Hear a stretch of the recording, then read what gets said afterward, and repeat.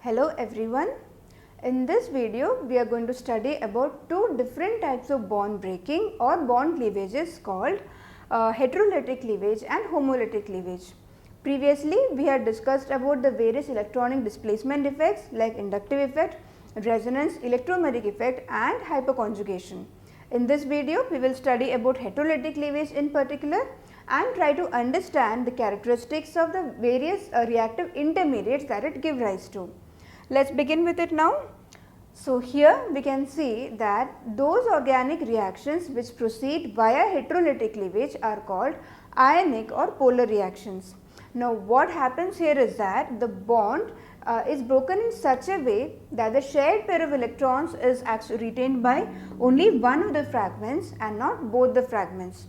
Consequently, both a positive and a negatively charged species are formed.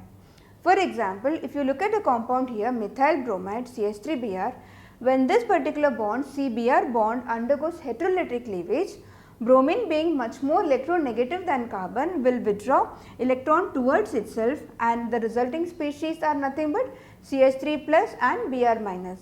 So, now you can see that the products obtained from a heterolytic cleavage are ionic in nature and thus these reactions are called ionic or polar reactions.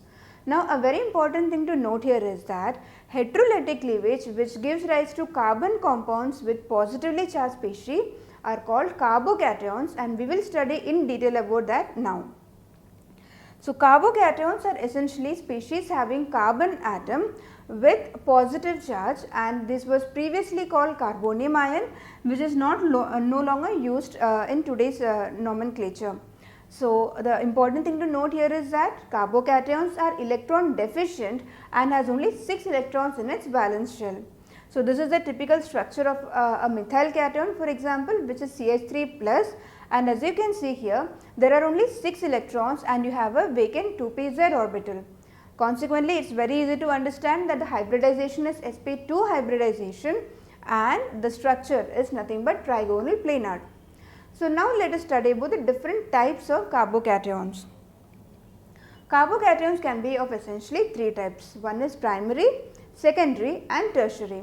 So, as you can see here primary carbocation, the carbon with the positive charge is attached to only one carbon atom.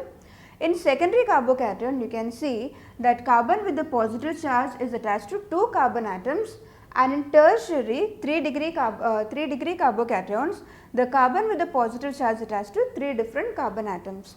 So, this is essentially primary, secondary and tertiary carbocations. Now, as you can see carbocations are reactive intermediates because it is positively charged, it is electron deficient and in order to attain stability it has to react with some other species and completes its valence shell or octet configuration. Now, there are various effects that we have learned previously, electronic displacement effects that help in stabilizing carbocations. Now, let us see what are the various factors that contribute to the stability of carbocations. So, the stability of carbocations is determined essentially by 3 major factors. One is inductive effect, second is hyperconjugation and third is resonance. Let us study in detail about each of these effects and how it contributes to its stability.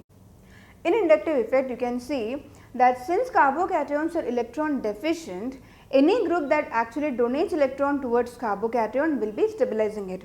Thus, more the electron donating groups or more the electron donating alkyl groups, greater will be the stability of the carbocation. And in contrast to that, any electron withdrawing groups like halogens, nitro, etc.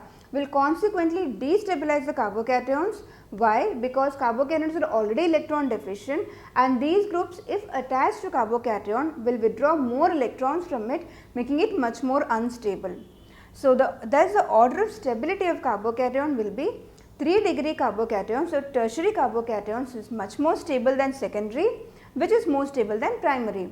The same thing has been illustrated here as well. Here you can see that tertiary carbocations, carbon with a positive charge attached to 3 carbon atoms. This is much more greater than secondary carbocation which is more stable than primary carbocation. Now, you can see the second stabilizing factor which is hyperconjugation. We have studied that in hyperconjugation stability is achieved essentially by the delocalization of sigma electrons of CH bonds with the empty pz orbitals of carbocation. So as you can see that stability is essentially achieved by dispersal of positive charge. So more the number of alpha hydrogens, greater is the stability of the particular compound via hyperconjugation. So based on that, exactly this order of stability via hyperconjugation of carbocations will be same as what we said in inductive effect, that is 3 degree greater than 2 degree greater than 1 degree. So same thing is again mentioned here. You can see that tertiary carbocation is more stable than secondary, which is more stable than primary. Now the third most important contributing factor is resonance, and as you can see, resonance also stabilizes carbocations by delocalization of pi electrons with the empty p orbitals of carbocation. In the structure of carbocation, we have seen that carbon with 6 valence electron and it has 1 empty pz orbital. So how essentially resonance stabilizes carbocation is again by dispersal of positive charge, but how? As you can see that pi bond and the sp2 hybridized carbon of carbocation are in the same plane such that delocalization is possible. So as you can see that the more the number of resonance structures or equally contributing structures will be highly contributing towards the stability of that particular compound. So as the same thing is mentioned here.